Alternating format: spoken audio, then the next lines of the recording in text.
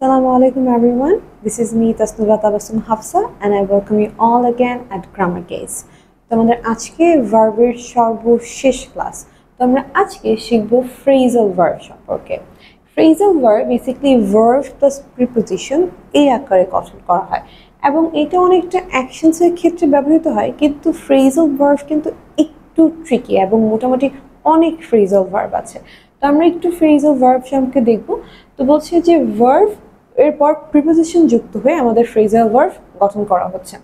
অনেক সময় phrasal verb যেই ওয়ার্ডটা আমরা দেখতে পাই ভার্বের যে বেস ফর্ম সে অনুযায়ী ব্যবহৃত হয় বা সেই কথাটাই মিন করে, আবার কখনো কখনো ভার্বের বেস ফর্মে যেটা আছে যেটা বেস ভার্ব সেইটার মিন করে না, কিছু ডিফারেন্ট মিন করে। আমরা এখন একটু দেখব। লক্ষ্য করুন, এখানে বলছে লুক ফরওয়ার্ড। লুক কিন্তু একটা ভার্ব এবং এটার সাথে আমরা যুক্ত করেছি একটা প্রিপোজিশন বলা যায় ফরওয়ার্ড। তো লুক ফরওয়ার্ড দিয়ে কি বোঝায়? লুক হচ্ছে বেস ফর্ম ভার্বের, লুক মানে কি দেখা, লুক ফরওয়ার্ড বোঝাচ্ছে সামনে কিছু একটা দেখা। তো আমি যদি বলি I am looking forward this or forward it, তাহলে আমি কিন্তু একই কথাই বোঝাচ্ছে অনেকটা, যে আমি এইটা নিয়ে সামনে দেখার চিন্তা করছি বা এটা দিয়ে সামনে আগানোর চিন্তা করছি। তো এখানে কিন্তু মিনিংটা অনেকটা সেম হয়ে যাচ্ছে। সো আমি যদি বলি পুট অ্যাওয়ে, এটাও কিন্তু বুঝতে পারছি কিছু একটা সরিয়ে রাখার কথা বলা হচ্ছে। আমি বলতে পারি পুট অ্যাওয়ে ইউর বুকস, ওর আমি কিন্তু অবজেক্টটাকে মাঝখানে আনতে পারি, put your books away.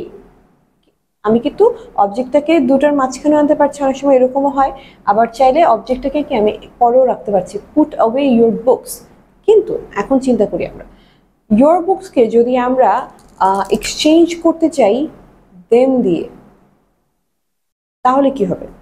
Put away them, কথাটা কিন্তু ভুল হচ্ছে। হবে কি পুট দ্যাম অ্যাওয়ে। এই যে এইটাই আমরা এখন দেখব প্রোনাউন্সের ক্ষেত্রে। যদি আমরা প্রোনাউন দিয়ে করার ট্রাই করি তাহলে প্রোনাউন কিন্তু অলওয়েজ ইন বিটুইন হবে, ওদের দুজনের মাঝখানে হবে। প্রোনাউনকে আমি কখনোই পরে আনতে পারবো না। যদি কখনো আমরা প্রোনাউন ব্যবহার করি দেম, তাহলে কি প্রোনাউন অলওয়েজ মাঝখানে হবে। পুট অ্যাওয়ে দেম বলতে পারবো না, আমরা put them away. At the same time এই যে সি, চেক পেপারস দিজ হবে না, চেক দিজ পেপারস, এটা হচ্ছে কারেক্ট। এবার আমরা দেখবো ফ্রেজাল ভার্বের ক্ষেত্রে কিছু ভার্ব হয় যেগুলো ভার্বের বেস ফর্ম থেকে একটু ডিফারেন্ট কিছু মিন করে। যেমন মেকআপ। মেক শব্দটার মানে কি? এটা একটা ভার্ব, এটার মানে আমরা বুঝি কিছু একটা বিল্ড করাকে বোঝাচ্ছে। কিন্তু যখন আমি বলছি মেকআপ, তখন কি হচ্ছে? ফর গিভিং ইচ আদার একটা ক্ষেত্রে ব্যবহার হচ্ছে। যেমন হতে পারে she or he is trying to make it up to me. তার মানে কি? হয়তোবা আমার কোনো ফ্রেন্ড বা বন্ধু বান্ধবের সাথে আমার ঝগড়া হয়েছে এবং তারা এখন এটা আমার সাথে ঠিক করার চিন্তা করছে, অর্থাৎ আমরা একে অপরকে মাফ করার চেষ্টা করছি। Is trying to make it up to me. এই ক্ষেত্রে আমরা কি বলতে পারি? ভার্বের যে বেস ফর্ম সেটা থেকে একটা ডিফারেন্ট, কমপ্লিটলি ডিফারেন্ট একটা মিনিংয়ে ব্যবহার হচ্ছে। তারপর দেখুন লুক আপ। লুক মানে কি? কোনো কিছুর দিকে দেখা। কিন্তু আমি যখন লুক আপ বলছি, অনেক সময় ব্যাপারটা ডিরেক্ট মিনিং হতে পারে হি is looking up in the sky, like আকাশের দিকে দেখছে। আবার কখনো কি ভার্ব থেকে ডিফারেন্ট একটা মিনিংয়ে চলে যেতে পারে। Look up, he is looking up for a word in the dictionary. এই ক্ষেত্রে কিন্তু কি হচ্ছে? কিছু একটা সার্চিং ফর অ্যান ইনফরমেশন, এই ক্ষেত্রে ব্যবহার হচ্ছে যে আমি ডিকশনারিতে কোনো একটা শব্দ খোঁজার চেষ্টা করছি। সো ভার্বের যে বেস ভার্ব ফর্মটা আছে সেটা থেকে একদম কমপ্লিটলি ডিফারেন্ট একটা মিনিং হচ্ছে। ফ্রেজাল ভার্ব কিন্তু অনেক হয়ে থাকে, ব্যাপারটা অনেক ট্রিকি। হয়তো বা একটা ক্লাসের মাধ্যমে আমাদের এই পুরো জিনিসটা ক্লিয়ার করা পসিবল না। এরকম হতে পারে আমরা ফ্রেজাল ভার্বের উপর পুরো একটা ক্লাস করতে পারি এবং সেখানে আমরা আরও অনেক রকমের ফ্রেজাল ভার্ব সম্পর্কে জানবো এবং এদের ব্যবহার সম্পর্কে জানবো। এবারে দেখব আমরা আমাদের আজকে ক্লাসের সর্বশেষ ভার্ব, সেটা হচ্ছে ইনফিনিটিভস। যেমন ইনফিনিটিভস কিন্তু মোটামুটি আমরা সচরাচর সবাই পরিচিত, টু প্লাস ভার্ব এই ফর্মুলায় ব্যবহৃত হয়ে থাকে।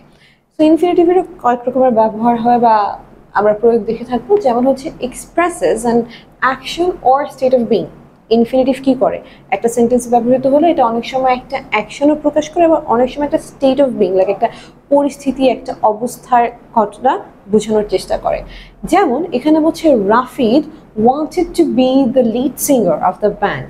এখানে যে টু প্লাস ভার্বের বি এসেছে, এটা কিন্তু এখানে কি বলছে? এখানে এটা ব্যবহার হয়েছে একটা স্টেট অফ বিং, যে ও কিছু একটা হতে চায়। এখানে কিন্তু কোনো অ্যাকশন প্রমাণিত হচ্ছে না, এখানে প্রমাণিত হচ্ছে কি একটা স্টেট অফ বিং, যে একটা কিছু হতে চাচ্ছে, কোনো একটা স্টেট, একটা পজিশনে, একটা অবস্থায়। যে রাফি একটা ব্যান্ডের লিড সিঙ্গার হতে চেয়েছিল, সো এখানে টু বি এই যে ইনফিনিটিভ ব্যবহার হচ্ছে কি একটা স্টেট অফ বিং আকারে।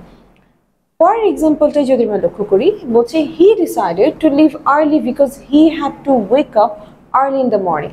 সে আগে আগে চলে যেতে চেয়েছিল কারণ তাকে সকালে ঘুম থেকে উঠতে হবে।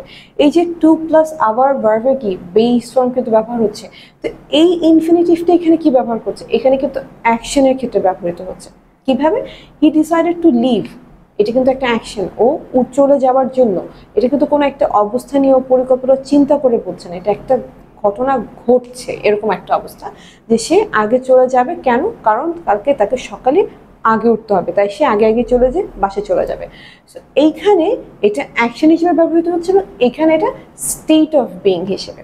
এখন আমরা দেখব অনেক সময় ইনফিনিটিভস ফাংশন করে অ্যাজ নাউন, অ্যাডজেক্টিভ ওর অ্যাডভার্ব। সেটা কিভাবে? দেখেন, প্রথম এক্সাম্পলটা হচ্ছে আই লাভ টু ইট, আমি খেতে ভালোবাসি বা পছন্দ করি। তো এই সেন্টেন্সে আইটা কি? সাবজেক্ট, লাভ ভার্ব। তো আমরা কি জানি, যখন একটা সেন্টেন্সের সাবজেক্ট আর ভার্ব পেয়ে গেছি, তখন যদি এবার প্রশ্নটা ওই সেন্টেন্সটাকে প্রশ্ন করি কি বা কাকে দ্বারা, তখন কি আমরা ওইখানে একটা ডিরেক্ট অবজেক্ট পাই। এখানে টু ইট যেমন একটা direct object, at the same time এটা কি নাউন আকারে ফাংশন করছে। আবার আমরা এটাকে বলতে পারি ডিরেক্ট অবজেক্ট, ঠিক আছে?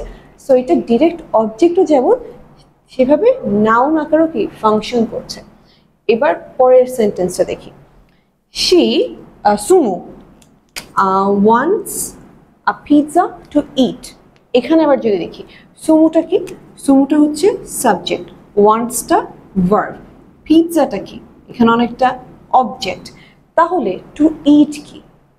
এই যে টু ইট হচ্ছে এখানে অ্যাডজেক্টিভ আকারে বসেছে, মানে আমার পিৎজার পারপাসটা কি?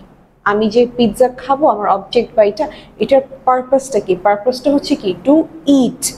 এই যে আমি এটা একটা object, at the same time কি নাউন, নাউনকে মডিফাই করছে কে? টু ইট। সো আমরা কি জানি, নাউনকে যে মডিফাই করে সে কি হয়ে যায়? অ্যাডজেক্টিভ। সো এখানে টু ইট ফাংশন করছে অ্যাজ অ্যান অ্যাডজেক্টিভ।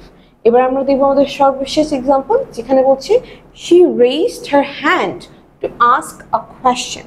এই যে টু আস্ক, এটা আবার ইনফিনিটিভ, কিন্তু এখন আমরা এই সেন্টেন্সে দেখবো শি কি? সাবজেক্ট, অ্যান্ড রেইজড এটা হচ্ছে ভার্ব, হার হ্যান্ড এগুলো অবজেক্ট হতে পারে। টু আস্ক আ কোয়েশ্চেন, এখন আমি যদি বলি যে সে কেন হাত তুলেছিল, তাহলে উত্তর কি হবে? যে প্রশ্ন করার জন্য। সো টু আস্ক, এই যে এটা কাকে মডিফাই করছে? টু আস্ক কিন্তু মডিফাই করছে আমাদের ভার্বকে। তো আমরা জানি যখন এই ভার্বকে কেউ মডিফাই করে, তখন সেটা হয়ে যায় কি? অ্যাডভার্ব। তাহলে এখানে টু আস্ক ফাংশন করছে as an adverb. So I hope এই ক্লাসগুলো আপনাদের জন্য অনেক হেল্পফুল ছিল, and I hope to see you all again in the next class.